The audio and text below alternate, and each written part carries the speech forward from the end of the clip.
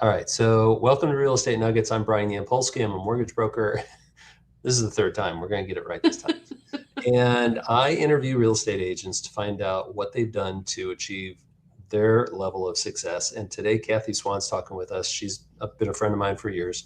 And she is one of the ones that has found success. And so she's going to share some nuggets to kind of teach us how she got to where she's at. So I'm going to ask you a bunch of questions. The first you're probably familiar with since I've asked you twice already, but tell everyone where you're at and when you got into the business.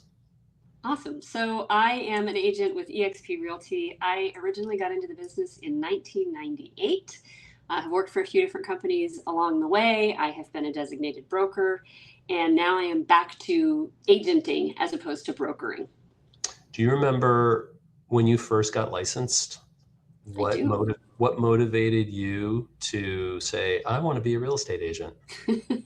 So I was originally working for a relocation company, and I was kind of the liaison between people who were moving into the area, the companies that they were coming in to work for, Mhm. and their realtors. I was kind of the connection between those. And I spent a lot of time talking with them, talking with their agents. And at some point, I just decided I didn't want to be behind the desk. I wanted to be out in front of the desk, so to speak, and be out with them as an agent as opposed to working in an office in an 8 to 5 type role.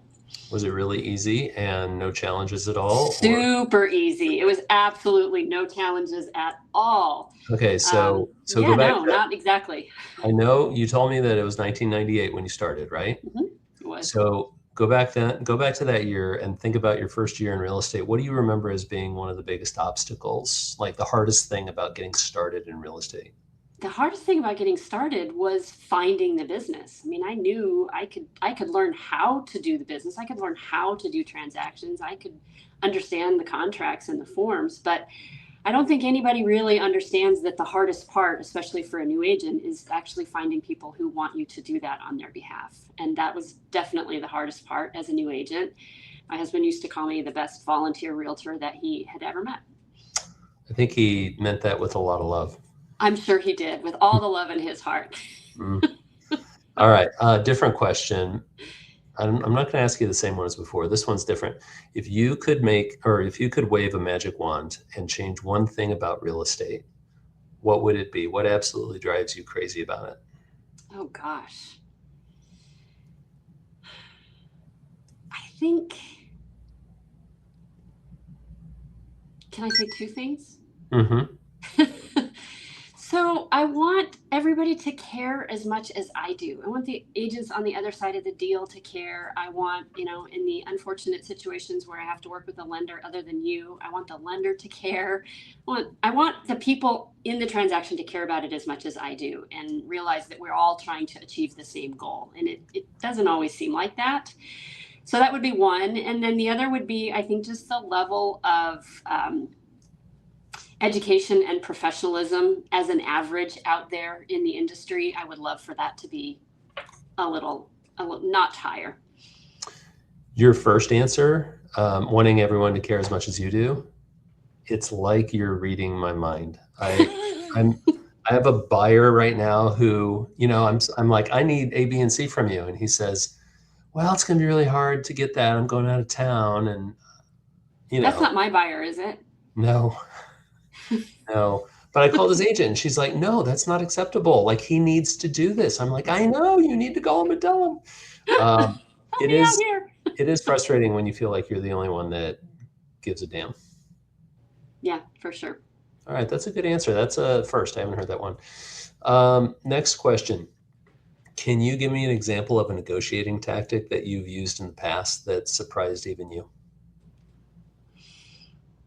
A negotiating tactic that surprised even me. Yeah, like maybe you heard about it, you tried it, it was pretty cool, or what is a good negotiating tactic that works for you when you're trying to, negotiate between parties?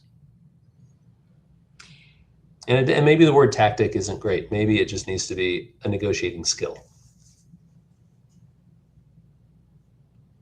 I think being able to to see the other side. I mean, I think we all have a tendency to only see our side and to see only what we want to have happen and why we want it to have happen without understanding what the other side's motivation is or why a certain thing is important to them.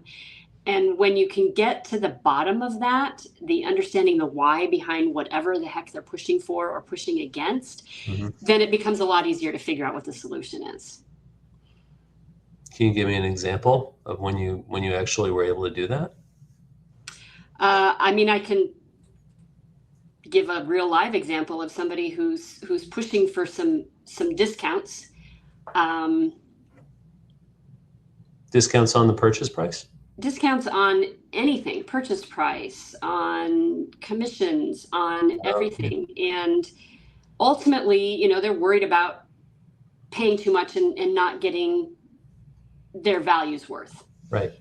And so helping them to understand that, you know, this is what this cost is, and this is the benefit of paying X, whatever it is. This is why we're doing it this way, because ultimately we want whatever, you know, we want to leave a little room in this transaction because I know this property is going to need a new roof and I want to be able to get that for you. And so maybe we pay $2,500 more on the purchase price, knowing that we're going to go in and ask for 17 grand to get a new roof. And sometimes that's just, it's hard for people to understand that from the outset, and just trying to kind of communicate through the why behind things and the why behind why we're doing a certain thing a certain way and how it benefits them.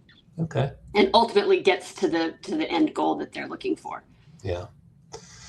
Yeah. The one thing about negotiating is just like people are all different and every transaction is different, but people's motivations are always unique. So understanding one person's why, it's not like, okay, now I know how to work with everyone.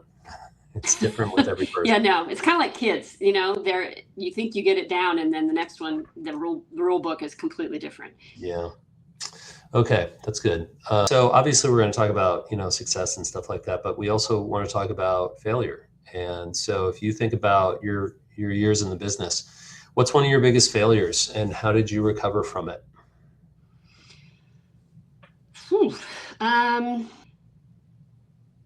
I'm not sure if I would say, I hate those like extreme things like biggest or most or whatever, but I think a regret or a, you know, something that didn't go as well as it should have, maybe not my biggest, but I have a tendency to let myself get disrupted by the chaos, and whatever that may be, the chaos that's going on, and it maybe is preventing me from doing the things I know I need to do, or having the discipline to do the activities that I need to do because I got this or this or this or whatever.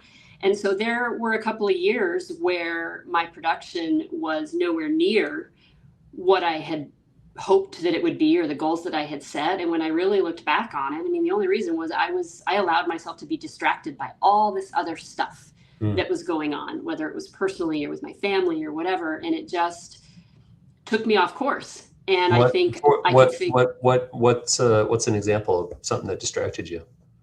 Just situations with family, whatever, problems with kids or whatever, you know, whatever was going on personally, just letting it pull me away from being focused on doing what I needed to do. I understand how that would be a regret, but I also think, like, if somebody said, all right, Cathy, write in order, you know, the most important things in your life, it doesn't start with work and then kids. Like, it starts with kids. It starts with the family. So even though, you know, we may have distractions, you know, from family situations or kid situations, there's no way around it. Like, that's your priority. That's your number one. And it's unfortunate that it can distract us from work.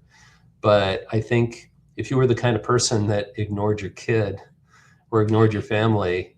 Yeah, agreed. However, there's emergencies and then there's just life chaos. And sometimes other people's chaos didn't need to be mine. Okay. All right, that's good. I'm going to make an easier one. So, Yeah, thank no, you. That was hard. I know that's the toughest one. Um, what activity is your most reliable method of generating business? For me, it's face to face with people.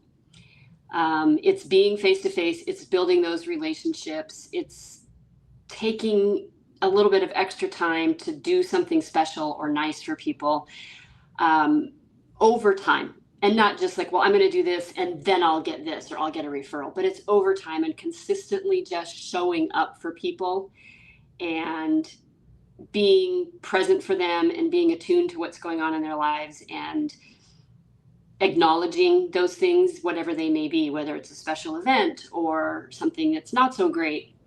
Um, just really being face to face, heart to heart, voice to voice with people. That's been where I've built my business. That takes time. Oh, it takes an awful lot of time. It takes time and commitment, and it's hard to fake caring for someone. You can't fake it. I mean, you could fake it, but it's not going to work quite as well. Right. Right. In fact, I had lunch today with someone we were talking. He's in the mortgage business, but in a different side of it. So he's more of a business lending person, and I'm residential. And he made a comment about how he doesn't want to or like pursuing real estate agents as a source of referrals. And I thought, well, because that's where I built my business, and I realized that the reason why he was saying that is because he hasn't really built any relationships with them because it wasn't immediate. Like it takes a long time. How long have you and I been friends? Right. 20 years? 8 years. Yeah. And so he would get frustrated of, meeting an agent trying to get their business. And after 2 days, not really having built a relationship, he's like, oh, I hate this. Yeah. So it is the long game. And whether it's realtors or whether it's clients, whatever it is, building relationships takes time. Yeah, it definitely is the long game. And when I was new and in one of our first or second or third takes, I don't know which one it was, we were talking about, I had worked for a company whose lead gen method involved door knocking. And I didn't like that. I didn't want to do that. And I made a decision that I was going to build my business on relationships with people who I already knew, and that would be a good place for me to start to build this, as opposed to starting from scratch with somebody who doesn't know me or trust me already.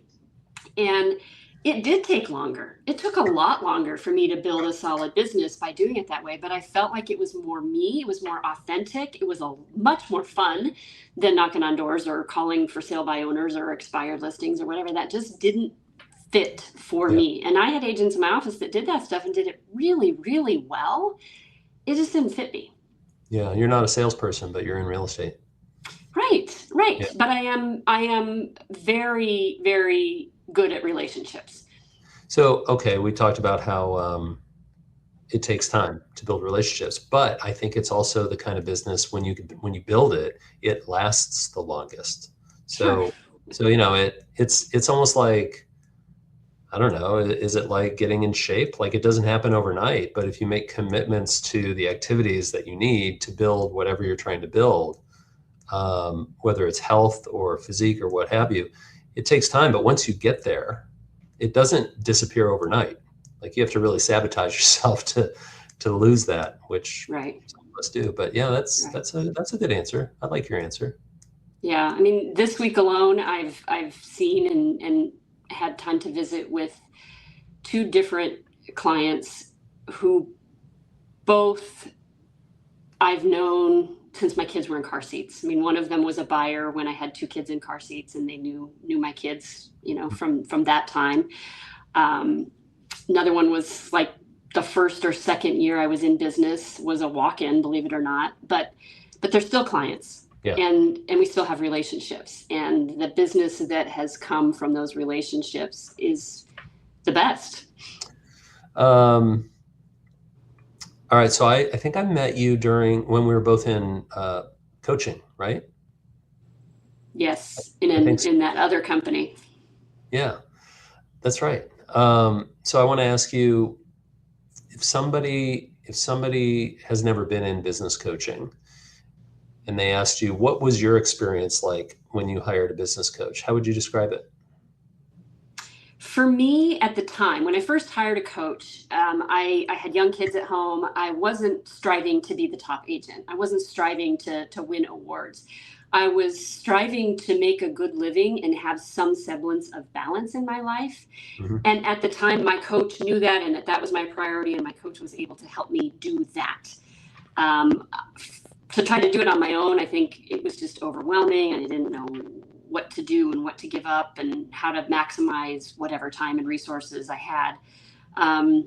So in the beginning, I think that was the most important thing, was being able to find a balance. And over time, it really got to be that accountability. And what is it you really want?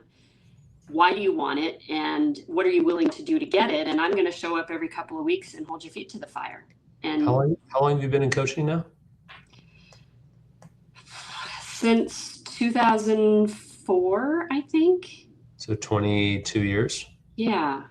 And a couple, the early times I was participating in that sort of mindset of a business, but I wasn't doing one-on-one coaching. It took me a while to get to a place where I felt like I was comfortable doing the one-on-one coaching, where I could afford it. But then it very soon became clear that if all I did was maybe one more transaction a year because someone was holding my feet to the fire, that it was paying for itself. And I continued to believe that the entire time that I've been in coaching, is if I just do one deal a year because somebody's helping me, keeping me accountable, making sure that I'm doing what I need to do and not letting the chaos distract me, take me off course, then it's worth it. And I had, for many years, one of the best coaches that I ever had used to just tell me, just keep one oar in the water. Just keep one oar in the water.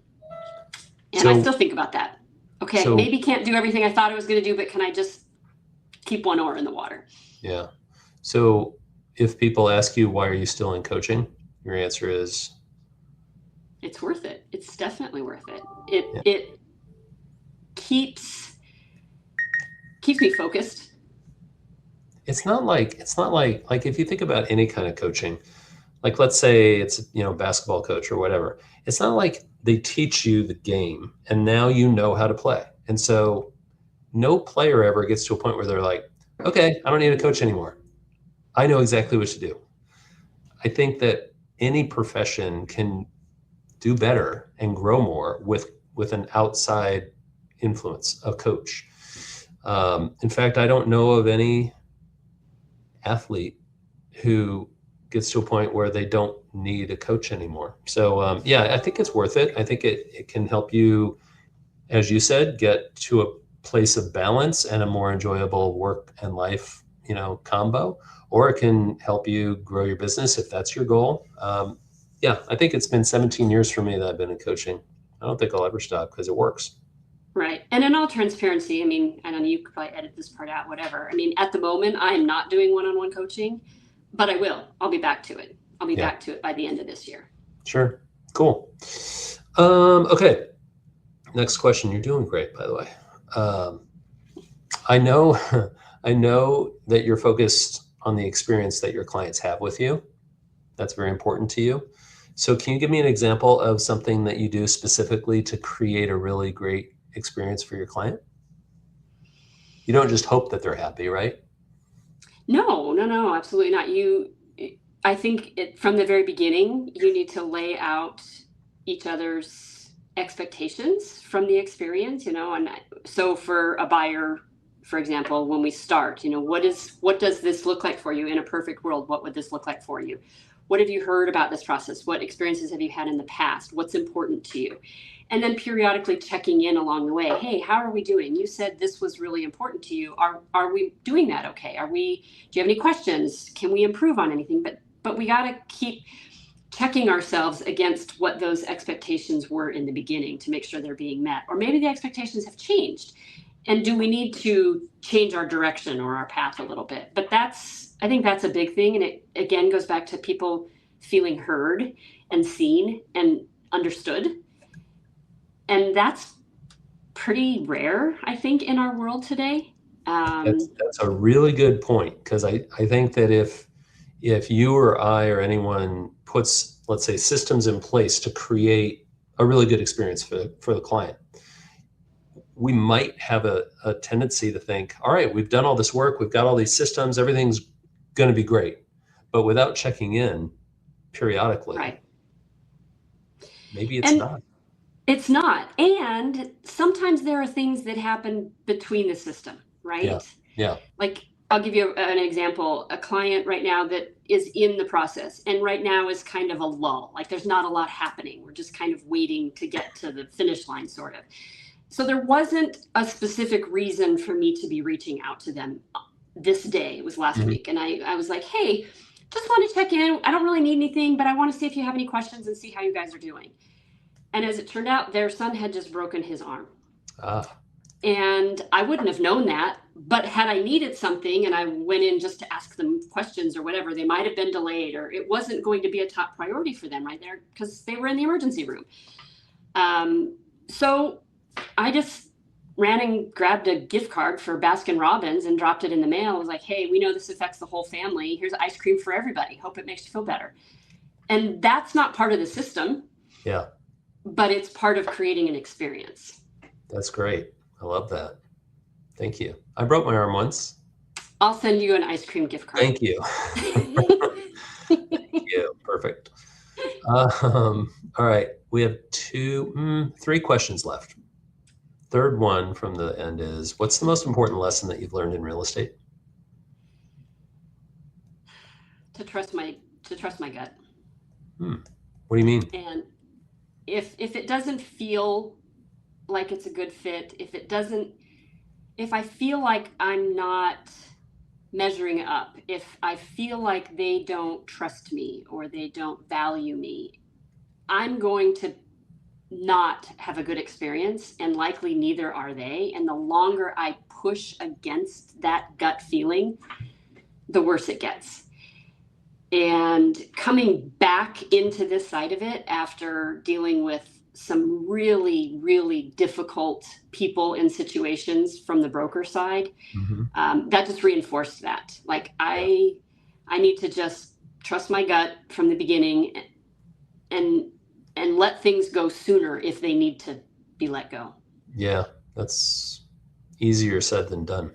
Absolutely, it's not easy, but so many of the big problems that I dealt with, over and over and over, I would hear the agent say, yeah, I just knew it was going to be trouble from the beginning. I just knew. Well, here we are.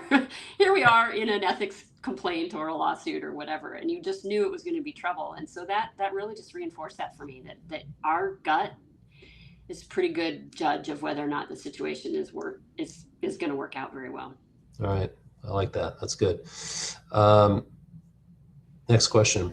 If I was a new agent or someone that's like thinking about getting into real estate, what's one piece of advice that you would give somebody like me who might be starting out? Nobody's going to come to your house and ask you to help them buy or sell a property.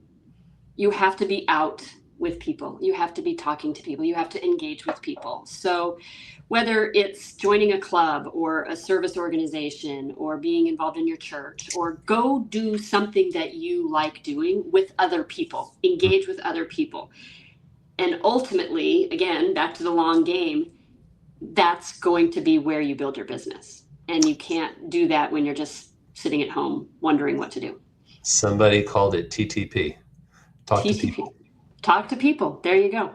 Talk to people. John Angelo, talk to more people. Talk to more people. Go be involved in things. Let people get to know who you are as a person. Yeah. And ultimately, that is where business will grow. Great answer. Last question. Do you have an exit strategy? I thought I did, and here I am again, 8 years later. Really, do you though? Like, do you know when you're going to get out, or if you're going to get out, or are you going to die doing this? I don't have a specific exit strategy, but I feel like this is something that I truly enjoy, and I feel like I'm good at it. And as long as I can enjoy it, I'll keep doing it. When it gets to be just a grind and I don't want to do it anymore, then that seems like a pretty good time to get out. Cathy Swann, nuggets. Nuggets, great Yeah. nuggets. I don't know about that.